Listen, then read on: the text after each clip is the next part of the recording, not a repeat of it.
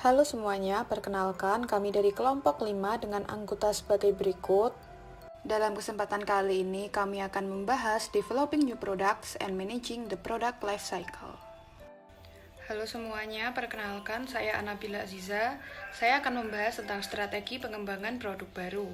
Suatu perusahaan dapat memperoleh produk baru melalui dua cara. Yang pertama, yaitu melalui akuisisi atau acquisition. Akuisisi yaitu kegiatan membeli seluruh perusahaan, hak paten ataupun lisensi dari produk orang lain. Contohnya yaitu PT Axis Telekom Indonesia yang diakuisisi oleh PT Excel Axiata Tbk pada tahun 2004. Kedua perusahaan tersebut masih ada dan beroperasi sampai saat ini, namun kepemilikan dari PT Axis Telekom Indonesia sudah menjadi hak dari PT Excel Axiata Tbk sejak tahun 2004 itu. Cara yang kedua yaitu New Product Development atau pengembangan produk baru. Dengan cara ini, Departemen Riset pada suatu perusahaan melakukan pengembangan produk original, peningkatan produk, modifikasi produk, serta pembuatan merek baru melalui kegiatan-kegiatan riset. Contohnya yaitu pada tahun 90-an PT Mayora Indah Tbk mengeluarkan produk baru berupa permen kopi Kopiko yang sampai saat ini terkenal sampai ke Amerika, Inggris, dan beberapa negara Asia lainnya. Baik melalui akuisisi ataupun new product development, keduanya sama-sama membutuhkan proses panjang agar perusahaan dapat menciptakan atau mengembangkan produk baru. Untuk proses-proses pengembangan produk baru ini selanjutnya akan dijelaskan oleh teman saya. Halo semuanya, perkenalkan nama saya Prudent Laksmita Setiawati. Di sini saya akan membahas tentang the new product development process. Nah, setiap perusahaan pasti sangat ingin produknya itu untuk berkembang lebih baik dan berinovasi lebih baik sehingga dapat menggait customer yang lebih banyak daripada sebelumnya. Namun, untuk merealisasikan hal tersebut, sebuah perusahaan harus mempelajari tahap-tahap dalam the new product development process. Yang pertama, kita akan membahas tentang internal source. Internal source sendiri merupakan cara yang dapat digunakan oleh perusahaan dalam mencari dan mengembangkan ide-idenya melalui R&D proses atau research and development. Selain research and development, sebuah perusahaan dapat mencari ide-ide tersebut melalui orang-orang yang bekerja di dalam perusahaan. Yang pertama ada eksekutif perusahaan, ada sales people, ada juga karyawan-karyawan itu sendiri. Bahkan banyak perusahaan yang berhasil menjalin hubungan intra-social network dan intrapreneurial program untuk mendorong karyawan-karyawannya mencari ide dan mengembangkan ide-ide tersebut menjadi produk yang baru. Nah, kemudian kita akan membahas tentang external resource. Nah, external resource ini merupakan sumber dari luar perusahaan yang dapat digunakan oleh perusahaan dalam pengembangan ide-ide untuk produk baru mereka. Nah, ada beberapa pihak yang dapat terlibat. Yang pertama ada distributor. Mengapa distributor penting? Nah, distributor ini dia sangat dekat dengan pasar dan mengetahui masalah-masalah yang dilalui oleh konsumen mengenai produk yang mereka gunakan. Kemudian ada supplier. Supplier ini mengetahui teknik, mengetahui bahan, dan mengetahui konsep dari ide-ide yang akan dikembangkan oleh perusahaan dalam mengeluarkan produk baru. Kemudian ada kompetitor. Nah, kompetitor ini juga sering mengeluarkan produk baru atau mengeluarkan produk yang disukai oleh masyarakat. Nah, dengan begitu perusahaan dapat membeli produk tersebut dan menganalisis apa kelebihan dari produk ini sehingga perusahaan tersebut dapat mengungguli produk dari kompetitor tersebut. Kemudian ada dari customer itu sendiri. Nah, customer ini dapat memberikan feedback, kemudian perusahaan dapat menganalisis feedback maupun komplain atau pertanyaan yang diajukan oleh para customer untuk pengembangan ide dari produk baru mereka. Kemudian ada crowdsourcing. Crowdsourcing ini merupakan Open Innovation New Product Idea Programs. Nah, melalui crowdsourcing ini, perusahaan dapat menginvite banyak orang seperti komunitas luas atau masyarakat luas, bahkan pekerjaan-pekerjaan tertentu untuk mengikuti innovation process. Nah, innovation process ini dapat dilakukan dengan adanya lomba business case untuk menampung ide-ide dari banyak orang. Nah, kesimpulannya, perusahaan yang baik itu tidak akan menggunakan satu sumber saja untuk memecahkan masalahnya seperti mencari ide-ide ini. Perusahaan yang baik itu akan menggunakan 3 sumber yang tersedia untuk mengumpulkan ide-ide dan mengembangkannya menjadi produk yang lebih. Kita akan lanjut ke step berikutnya, yaitu adalah idea screening. Idea screening ini berfungsi untuk mengurangi ide-ide yang banyak tadi menjadi satu atau beberapa ide yang dapat dikembangkan. Nah, untuk pengembangan produk, pastinya biaya atau kos yang diperlukan akan semakin meningkat. Maka dari itu, perusahaan akan memilih satu atau beberapa produk yang profitable bagi mereka. Nah, banyak juga nih perusahaan yang meminta atau menyarankan eksekutifnya untuk menulis ide produk yang sudah ditetapkan tersebut, sehingga ide tersebut dapat dievaluasi atau diulas oleh komite produk. Nah, apa saja yang ditulis? Yang ditulis itu ada deskripsi produk, ada nilai yang dapat didapatkan oleh customer, target market, dan ada juga kompetitor. Nah, dari situ perusahaan dapat memiliki estimasi yang pasti untuk pengembangan produk dan penempatan target market serta pengaplikasiannya ke dalam kehidupan bermasyarakat. Setelah melalui tahap idea generation dan idea screening, kita akan lanjut ke tahap concept development and testing. Nah, di situ ide-ide yang sudah disaring tadi akan kita bentuk menjadi produk konsep. Nah, kita harus dapat membedakan apa itu produk konsep, produk image, dan produk idea. Untuk produk idea sendiri merupakan ide-ide yang memungkinkan untuk diaplikasikan ke dalam masyarakat. Kemudian, produk konsep ini merupakan versi detail dari ide-ide tadi yang sesuai dengan istilah masyarakat. Kemudian, ada produk image, yaitu adalah cara atau bagaimana seorang konsumen itu melihat produk yang sebenarnya. Selanjutnya, kita akan langsung masuk ke pembahasan konsep development. Konsep development ini merupakan pengembangan lebih lanjut dari ide-ide yang terpilih menjadi suatu konsep untuk mendukung proses yang selanjutnya. Nah, dalam konsep development ini, kita memerlukan banyak alternatif yang sesuai dengan target konsumer kita. Kemudian, setelah melakukan konsep development, kita akan masuk ke konsep testing. Konsep testing ini, kita akan menguji konsep yang sudah kita tentukan tadi kepada target konsumer kita, namun dalam skala yang kecil. Konsep testing tersebut dapat dilakukan dengan cara menyajikan gambar, menyajikan video animasi, atau menyajikan prototipe kepada konsumen. Intinya, apa yang ingin disampaikan oleh perusahaan melalui produk yang akan dikembangkan harus dapat diterima dengan baik dan benar oleh masyarakat luas.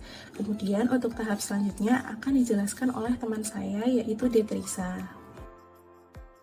Perkenalkan, nama saya Detrisa Permatasari. Di sini saya akan menjelaskan tentang marketing strategi development.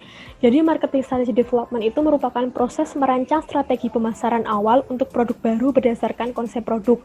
Jadi, setelah kita memiliki konsep produk, maka kita harus menerjemahkan marketing strategi development-nya. Dalam marketing strategi development terdiri dari 3 bagian, yaitu yang pertama mendeskripsikan target pasar, trade value proportion, penjualan, market share, dan laba yang ingin dicapai. Pada tahap pertama ini kita harus bisa mendeskripsikan bagaimana target pasar yang ingin dicapai, bagaimana penjualannya, dan seberapa besar laba yang ingin dicapai. Kemudian yang kedua, menguraikan produk, harga, cara distribusi, dan menentukan anggaran pemasaran. Dan yang ketiga, menjelaskan rencana jangka panjang penjualan, laba, marketing mix. Dan yang ketiga ini kita membuat rencana jangka panjang penjualan dari produk baru tersebut, dan kita menentukan seberapa besar laba yang ingin dicapai dalam jangka panjang, dan marketing mix-nya berupa produk, price, place, dan juga promotion.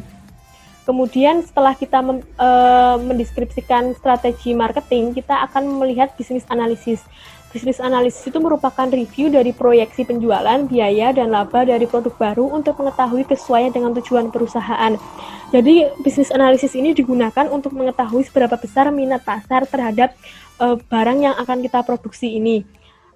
Nah, review dari proyeksi penjualan ini dapat dilakukan dengan survei terhadap pasar, terhadap produk baru ini, atau dengan melihat data dari penjualan produk yang hampir mirip dengan produk baru kita. Dari situ kita bisa menentukan seberapa besar laba yang akan kita peroleh dengan kita memproduksi produk baru tersebut dan berapa biayanya, sehingga kita bisa menganalisis produk baru tersebut sesuai dengan tujuan perusahaan atau tidak. Kemudian yang kedua, product development. Setelah kita memperoleh menerjemahkan, setelah kita menguji di bisnis analisis, kemudian kita mengembangkan produk tersebut. Produk development sendiri itu merupakan mengembangkan konsep produk menjadi produk fisik untuk memastikan bahwa ide produk dapat diubah menjadi penawaran pasar yang bisa diterapkan. Jadi dalam produk development ini, konsep produk yang berupa pendeskripsian kata-kata, gambar, atau tiruan kasar kita ubah menjadi prototipe produk yang bisa memuaskan kebutuhan dari pelanggan sehingga produk tersebut dapat sukses di pasaran. Nah, dalam product development ini kita juga bisa melakukan pengujian terhadap produk yang kita hasilkan. Pengujian tersebut bisa kita lakukan di dalam perusahaan atau kita bisa meminta bantuan perusahaan lain yang sesuai dengan produk yang akan kita produksi.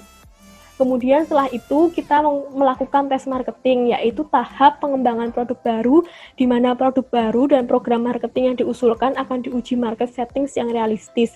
Jadi di tes marketing ini, produk yang sudah berbentuk prototype, kemudian juga marketing strateginya akan kita analisis, akan kita uji di market yang realistis. Jadi itu tuh berupa pengujian berapa ya kira-kira biaya periklanannya, kemudian bagaimana harganya, proses pendistribusiannya, positioning dari produk tersebut di masyarakat itu bagaimana.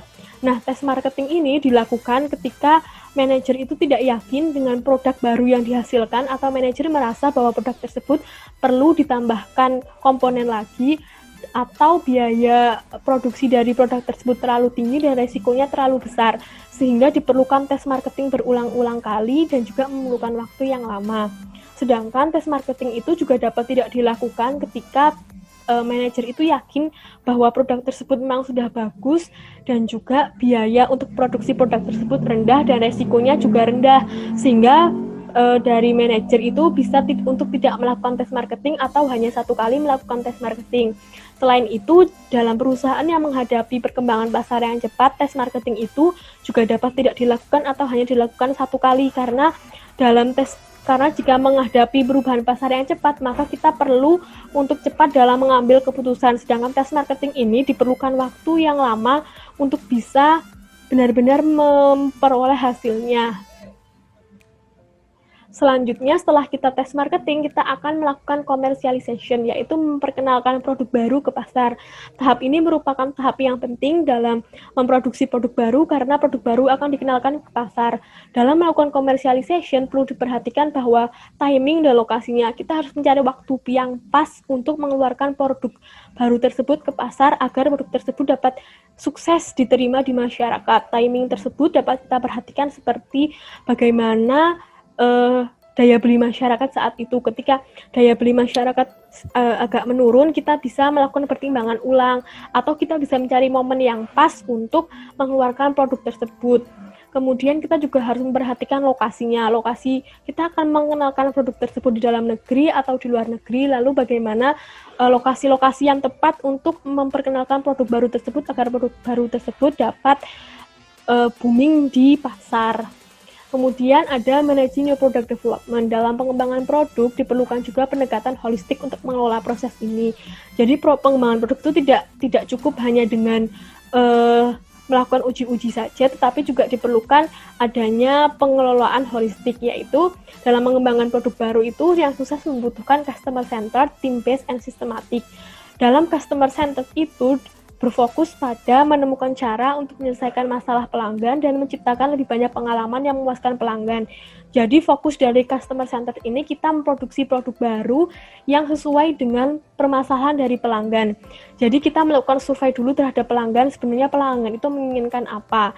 Contohnya seperti dalam masa pandemi ini, pelanggan ingin hidupnya aman dari virus, sehingga kita bisa memproduksi new hand sanitizer atau memproduksi vitamin agar produk itu bisa diterima di masyarakat. Karena menurut penelitian juga bahwa produk yang dihasilkan karena memenuhi kebutuhan masyarakat itu bisa lebih sukses diterima di masyarakat dan bisa memperoleh keuntungan hingga 2 kali lipat. Kemudian ada team based new development product. Dalam team based new development product itu pengembangan produk baru di mana berbagai departemen perusahaan bekerja bersama dalam berbagai proses pengembangan produk untuk menghemat waktu dan meningkatkan efektivitas. Jadi dalam mengembangkan produk baru itu tidak tahap demi tahap, tapi semua departemen itu bekerja bersama-sama dalam berbagai proses untuk meningkatkan untuk mengembangkan produk. Tetapi dalam tim business development ini sering terjadi kayak kebingungan antar departemen untuk dalam membuat produk tersebut. Kemudian selanjutnya ada systematic new product development. Dalam dalam systematic new product development ini dikenalkan adanya sistem manajemen inovasi, yaitu untuk mengumpulkan, meninjau, mengevaluasi, dan mengelola ide produk baru. Jadi dari top manajemen ini memilih beberapa orang yang sudah berpengalaman untuk menjadi sistem manajemen inovasi ini. Jadi beliau-beliau itu bertugas untuk mengumpulkan ide-ide dan juga menyaringnya agar mendapatkan ide yang paling bagus untuk diproduksi. Kemudian juga bisa untuk memberikan reward kepada siapa yang memberikan ide.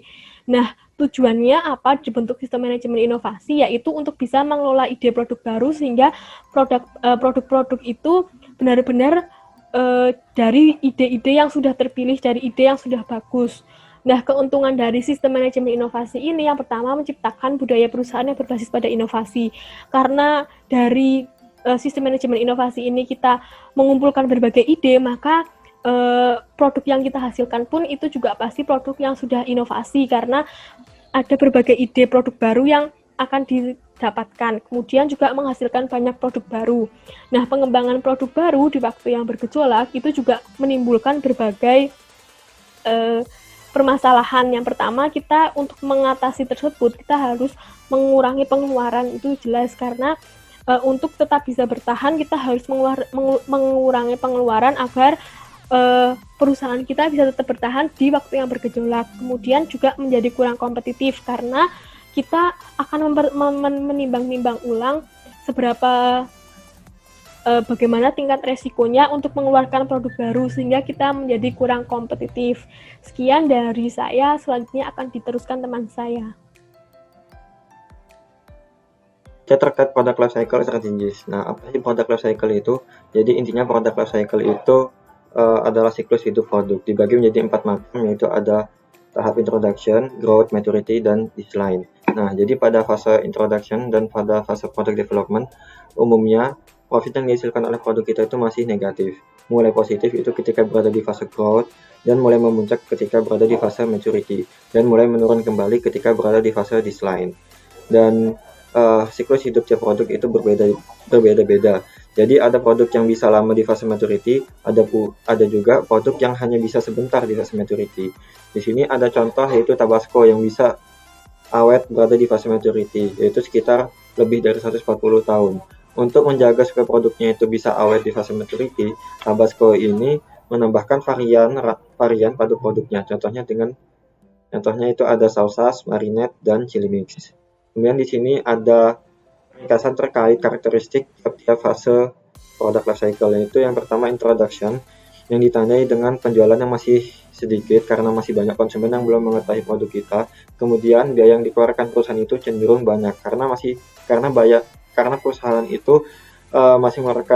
masih perlu mengeluarkan biaya untuk pemasaran, untuk pengembangan produk, dan untuk pengembangan layanan. Dan profit itu umumnya negatif karena penjualannya itu rendah, sedangkan biaya yang dikeluarkan perusahaan itu banyak. Kemudian tipikal customer pada fase ini cenderung customer yang inovator, yaitu maksudnya grup konsumen yang cepat dalam mengonsumsi produk baru. Kemudian kompetitor pada fase introduction ini cenderung lebih sedikit apabila kita bandingkan dengan fase growth dan fase maturity. Kemudian marketing objektif atau apa sih yang harus kita lakukan pada fase introduction, yaitu kita membuat product engagement. Product engagement itu adalah interaksi antara pengguna dengan produk. Jadi usahakan kita memaksimalkan supaya pengguna itu bisa mendapatkan benefit semaksimal mungkin dari produk kita. Kemudian yang selanjutnya itu ada fase growth. Fase growth ini ditandai dengan peningkatan penjualan yang pesat, yang cepat. Dan biaya yang dikeluarkan ini cenderung lebih sedikit apabila kita bandingkan dengan fase introduction. Karena perusahaan itu tidak perlu terlalu banyak mengeluarkan biaya untuk pengembangan produk lagi.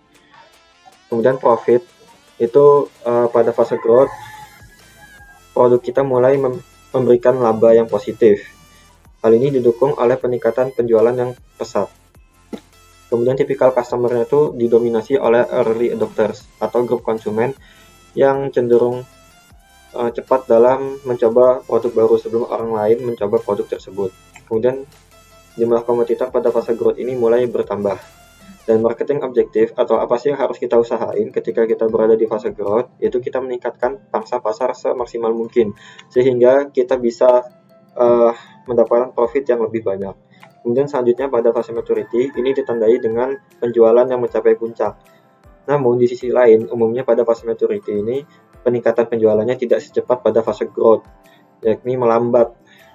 Dan biaya yang dikeluarkan pada fase maturity ini cenderung lebih sedikit apabila kita bandingkan dengan fase introduction dan fase growth. Soalnya perusahaan tidak perlu lagi mengeluarkan banyak biaya untuk pengembangan produk maupun pengembangan layanan. Dan profit yang dihasilkan oleh fase matur ini umumnya tinggi, paling tinggi apabila kita bandingkan dengan fase-fase lainnya. Didukung dengan penjualan yang memuncak dan biaya yang rendah. Kemudian tipikal customer itu pada fase maturity yaitu adalah mainstream adopters. Jadi mainstream adopter itu adalah grup konsumen yang biasa mencoba produk ketika sudah banyak orang lain yang mencoba produk tersebut. Kemudian jumlah kompetitor pada fase maturity ini berada di angka yang stabil atau bahkan mulai berkurang, karena bisa jadi produk kompetitor itu juga mulai mengalami fase decline. Dan marketing objektif ketika berada di fase maturity ini itu adalah memaksimalkan profit semaksimal mungkin, dan kita harus menjaga pangsa pasar kita sehingga kita bisa lebih lama berada di fase maturity ini. Kemudian selanjutnya fase decline ini ditandai dengan penjualan yang menurun dan biayanya kurang lebih sama dengan maturity, yaitu sedikit. Hal ini dikarenakan perusahaan sudah tidak perlu lagi mengeluarkan biaya untuk pemasaran, untuk pengembangan produk maupun pengembangan layanan, dan profit yang dihasilkan pada fase decline ini lebih sedikit. Hal ini dikarenakan penjualannya juga menurun. Kemudian tipikal customer yang mendominasi pada fase decline ini itu adalah lagging adopters. Lagging adopter itu adalah grup konsumen yang lambat dalam mencoba atau mengonsumsi produk baru. Kemudian kompetitor pada fase decline ini cenderung berkurang, karena bisa jadi produk yang dibuat kompetitor juga mengalami hal yang sama seperti kita, yaitu fase decline. Kemudian marketing objektif atau apa sih yang harus kita usahakan ketika kita berada di fase decline, yaitu reduce expenditure, yaitu meminimalisir pengeluaran seminimal mungkin. Dan milk the brand. Milk the brand itu maksudnya kita memeras sisa-sisa keuntungan yang masih bisa diperoleh dari produk kita tersebut. Kemudian ada pun ringkasan terkait strategi yang bisa diterapkan untuk melewati 4 fase product life cycle. Yang pertama itu fase introduction, kita bisa menawarkan produk yang kita kembangkan dan menetapkan harganya dengan metode cost plus. Metode cost plus ini metode penentuan harga jual dengan menambahkan biaya total dan margin keuntungan yang ingin kita dapatkan. Kemudian distribusi yang kita lakukan pada fase introduction kita lakukan secara selektif atau di beberapa tempat saja yang sesuai dengan segmentasi pasar, target pasar, dan yang menurut kita paling menguntungkan. Kemudian dalam hal advertising, kita membangun product awareness di kalangan early adopters dan dealers, karena kalangan early adopter ini kalangan yang cenderung cepat dalam mengonsumsi produk-produk baru. Dan product awareness sendiri itu adalah kesadaran konsumen terhadap produk kita. Jadi kita tuh ingin produk kita dikenal seperti apa sih oleh masyarakat? Apa kita ingin dikenal sebagai produk mewah atau produk yang praktis atau lain-lain? Kemudian sales promotion atau promosi itu bisa kita lakukan dengan gencar sehingga orang-orang itu tertarik untuk mencoba produk kita.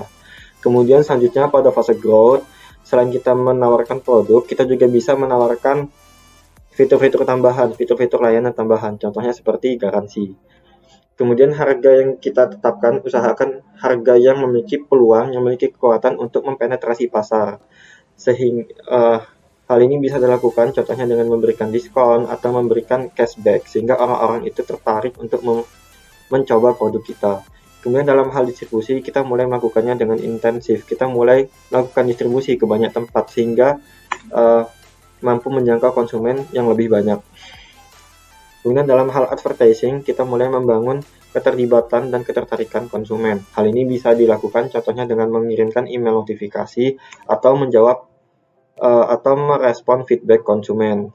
Kemudian dalam hal promosi, kita sudah harus mulai berusaha untuk melepaskan ketergantungan kita terhadap heavy consumer. Jadi heavy consumer itu adalah konsumen yang mengonsumsi produk kita dalam jumlah yang sangat besar, dalam porsi yang sangat besar. Nah, pada fase ini usahakan kita sudah tidak bergantung dengan heavy consumer lagi. Kemudian selanjutnya itu fase maturity. Pada fase maturity kita bisa mendiversifikasi brand dan menambah varian produk kita, sehingga kita tidak hanya bergantung pada satu produk saja.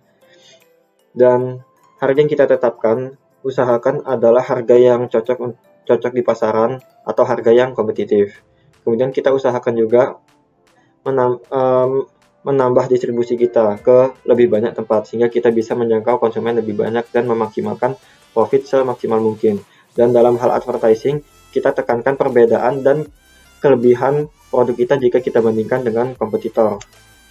Dan dalam hal promosi, kita ingin memotivasi konsumen agar bisa beralih dari produk kompetitor ke produk kita.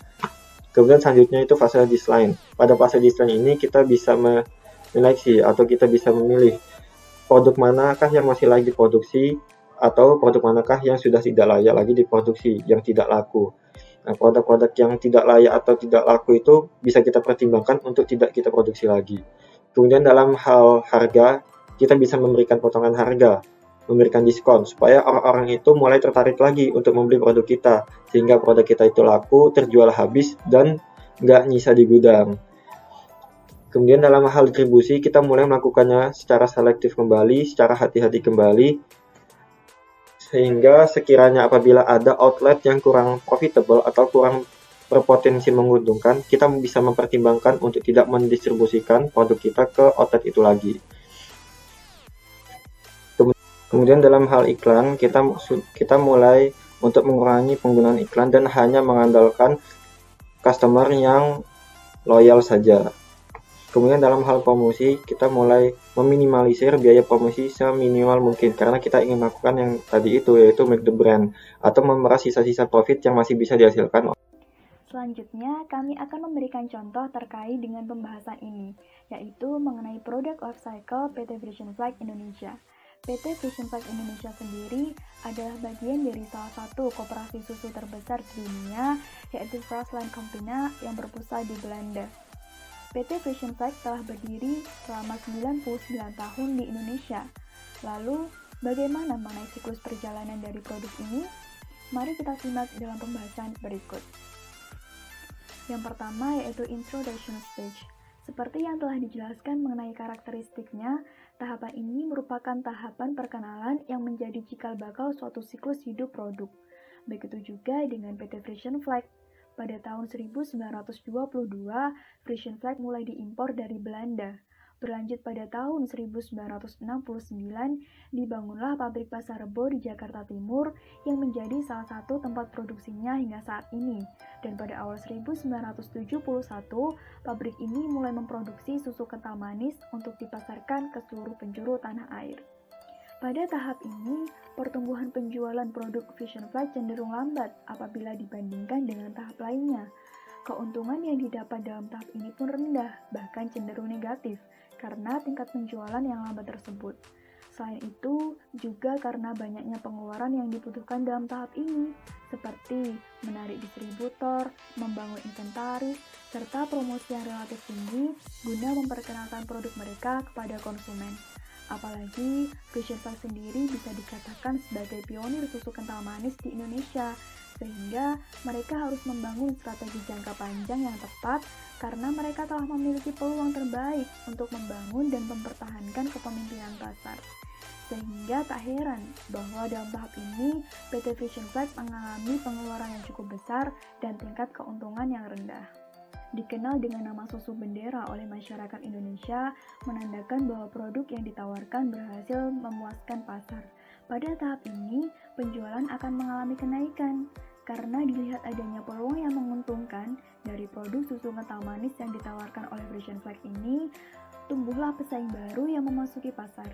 Sebut saja susu kental manis Cap Nona yang diproduksi oleh PT Nestle Indonesia pada tahun 1973 oleh pabriknya di Provinsi Jawa Timur. Pada tahap ini, keuntungan yang diperoleh dari PT Frisian Flag meningkat, selain karena penjualan yang cenderung naik, juga karena biaya promosi yang tersebar dalam volume yang besar dan adanya penurunan biaya produksi unit. Maka dari itu, PT Frisian Flag berusaha mengembangkan beberapa strategi yang tepat untuk mempertahankan pertumbuhan pasar, Di antaranya, meningkatkan kualitas produk serta menambah fitur dan model produk baru. Pada tahap ini, Vision Flag mengambil alih PT Formas Indonesia beserta pabriknya di Ciracas. Vision Flag juga mulai mengembangkan produksinya, seperti memproduksi susu pertumbuhan dan instant milk formula coklat pertama yang dimulai di Pasar Rebo. Kemudian juga produksi susu cair atau UHT yang dimulai di pabrik Ciracas. Pada akhirnya, sampailah PT Vision Flag pada tahap pendewasaan atau maturity stage. Tahapan ini merupakan tahapan di mana produsen serta semua pihak terkait dapat melihat serta mampu menetapkan bahwa penjualan serta pemasaran yang dilakukan lebih meningkat jauh dari sebelumnya. Seperti yang telah dijelaskan pula, bahwa tahap ini biasanya berlangsung dalam waktu yang cukup lama daripada tahap sebelumnya. Sehingga hal ini menjadi tantangan yang kuat bagi perusahaan. Untuk Vision Flag sendiri, mereka tidak hanya berupaya untuk melakukan pertahanan yang terbaik, tetapi juga melakukan pertimbangan dalam modifikasi pasar, penawaran produk, dan bauran pemasaran. Dalam memodifikasi pasar, Vision Flag berupaya meningkatkan produksi dengan mencari pengguna dan segmen pasar baru. Terbukti dengan Vision Flag meluncurkan produk baru, yaitu Vision Flag Suprema, susu ibu dan balita, serta produk Viso, yaitu susu ibu hamil dan juga balita, yang mulai dipasarkan di Indonesia pada tahun 2013. Pada April 2019, Vision Flag juga meluncurkan produk susu bendera 1+ dan 3+ dengan gizi komplit. Selain itu, pada bulan September 2019 lalu, Vision Flag juga meluncurkan produk Vision Flag Completa, yaitu susu bubuk keluarga, yang mengklaim baik untuk menjaga kesehatan tulang, meningkatkan sistem kekebalan tubuh, baik untuk kesehatan jantung, mata, serta menguatkan gigi. PT Vision Flag juga mencoba memodifikasi produk, di antaranya inovasi baru dari susu kental manis dengan bukaan baru, yaitu tarik tuang pada tahun 2015. Dan pada 2017 lalu diperbarui dengan peluncuran kemasan dengan model keyhole.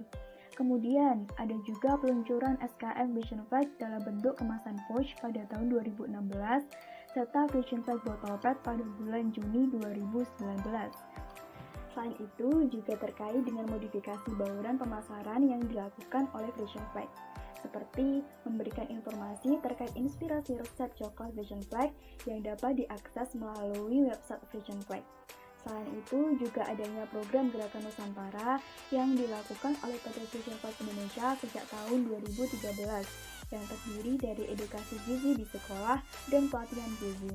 Gerakan ini bertujuan meningkatkan perilaku gaya hidup sehat aktif dan membiasakan minum susu setiap hari. Selain itu, Vision Flag juga bekerja sama dengan perusahaan lain untuk mendirikan posyandu di beberapa kota di Indonesia.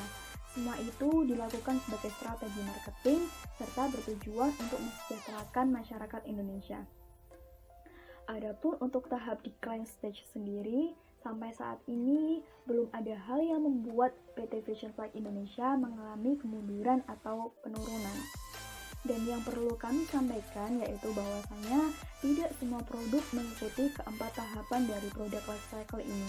Ada kalanya beberapa produk hanya sampai pada tahap perkenalan, namun kemudian mengalami kegagalan. Ada pula yang tetap bertahan pada tahap pendewasaan untuk waktu yang sangat lama, seperti PT Vision Flag ini.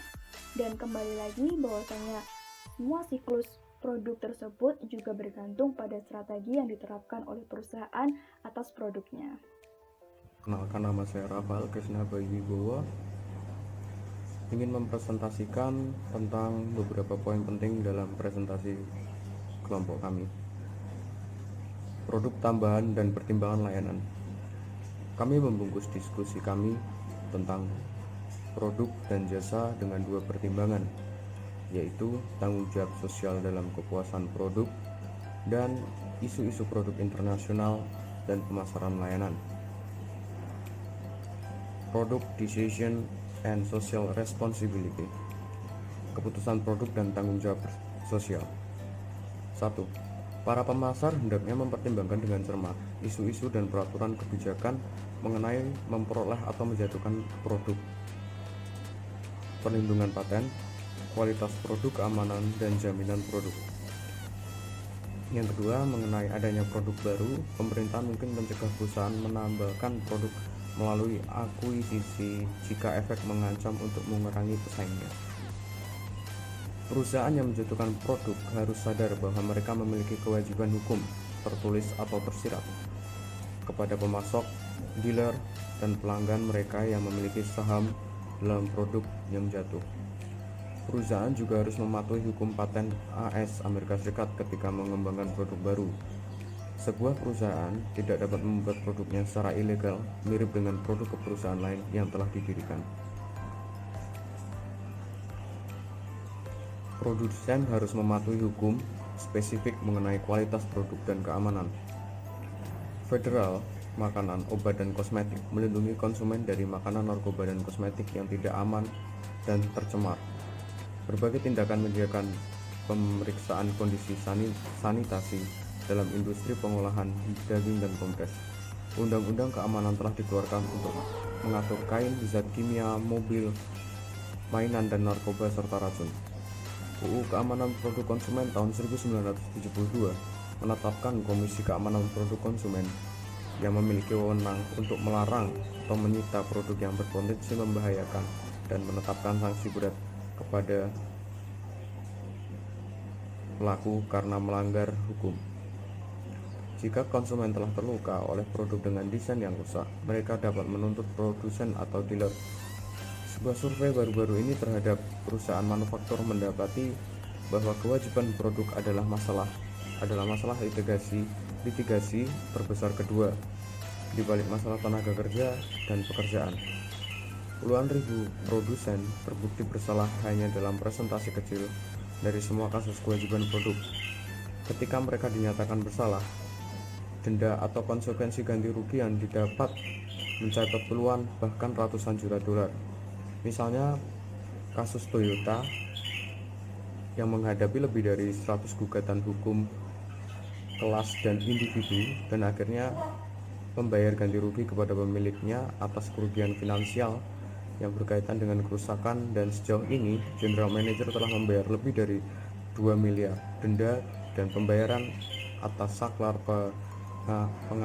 pengapian yang rusak menyebabkan kematian lebih dari 120 pengemudi.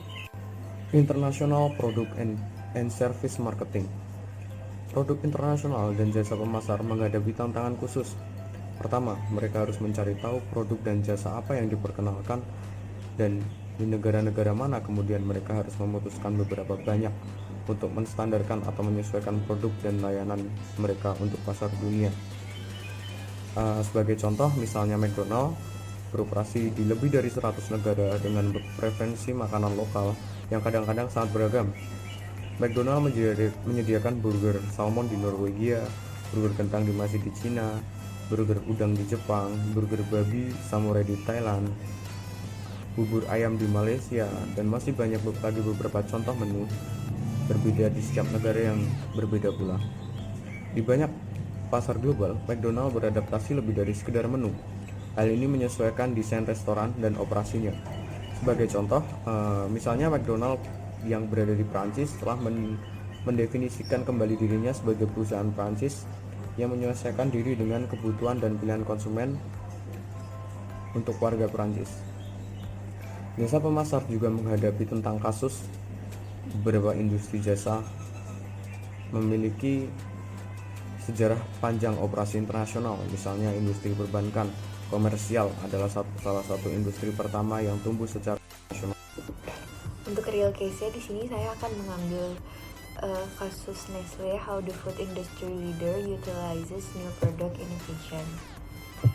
Inovasi dari pengembangan produk baru selalu menjadi Nestle sejak awal, karena Nestle harus mengikuti lingkungan yang selalu berubah serta menentukan dan mendorong pasar baru. Beberapa tahun terakhir, Nestle difokuskan untuk menjadi perusahaan nutrisi, kesehatan, dan kebugaran. Oleh karena itu, bagian dari visi perusahaan adalah terus berupaya membuat produknya lebih enak dan menawarkan pilihan yang lebih sehat yang membantu konsumen peduli pada diri sendiri dan keluarganya. Unsur utama dari inovasi dan proses pengembangan produk baru di Nestle adalah menempatkan pelanggan sebagai inti dari gerakan inovasinya. Jadi Maggi ini melakukan penelitian dan hasilnya tuh menunjukkan bahwa pelanggan tuh percaya bahwa makanan yang terbaik itu adalah makanan yang segar. Nah, pelanggan ini lebih suka tuh sama makanan yang dibuat dari nol, tapi mereka nggak punya waktu dan uang untuk melakukannya. Nah, Nestle ini melihat bahwa ada potensi pasar yang cukup besar bagi koki yang bertujuan untuk menyenangkan pelanggan mereka dengan produk bantuan kuliner hemat waktu dan uang dengan kualitas alami yang buat masakan mereka tuh menjadi sesegar mungkin. Nestle meluncurkan merek Maggi ini yang dapat menggabungkan bahan nyata dan segar dengan penghematan waktu dan biaya efek produk bantuan kuliner. Nah, lalu Nestle ini menggunakan tenaga dari chef juga dan bantuan dari pelanggan sebagai pendorong untuk inovasi dan pengembangan produk baru mereka. Nah, saya memutuskan bahwa selain membutuhkan rasa yang lebih alami, produk baru juga perlu menawarkan nilai uang pada saat yang sama. Langkah-langkah yang dilakukan sama Maggi itu, pertama, dia membuat ringkasan produk yang ditulis dengan jelas untuk proporsi merek tersebut, seperti kandungan garam, jenis lemak, kebutuhan diet khusus, serta kisaran harga akhirnya. Langkah kedua, ahli teknologi makanan Maggi mengembangkan berbagai sampel dapur yang dicicipi oleh panel spesialis, termasuk koki dan pelanggan mereka. Langkah yang ketiga, melibatkan pelaporan hasil pengujian produk dalam kerangka sebuah proses interaktif dan berputar di mana setiap perubahan yang diperlukan dimasukkan ke dalam sampel lebih lanjut. Langkah yang terakhir dari proses pengembangan produk adalah tahap sign off, di mana kesepakatan atas sampel dikonfirmasi bersama dengan penetapan harga. Sekian pembahasan dari kelompok kami. Jika ada pertanyaan bisa langsung ditanyakan melalui Google Classroom. Terima kasih.